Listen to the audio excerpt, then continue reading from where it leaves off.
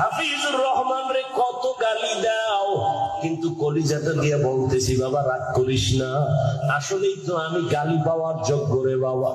আমি যদি গালি পাওয়ার যোগ্য না হইতাম আমার তো গালি দিতি না। আমি আসলেই তো একটা অযোগ্য বান্দা। এই চেয়ারে বসার মতো আল্লাহর কসম আমার মধ্যে কোনো ইলমের গন্ধ নাই, আমলের কোনো গন্ধ নাই।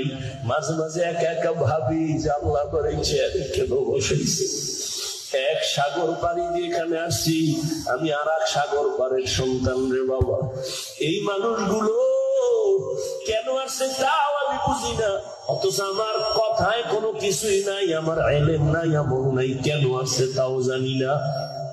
আল্লাহর কাছে এখন শুধু একটাই দোয়া করি, মালিক তুমি আমারে সম্মানের জায়গায় বসাইছো, গুনার কারণে ফালাইয়া দিও না রে আল্লাহ।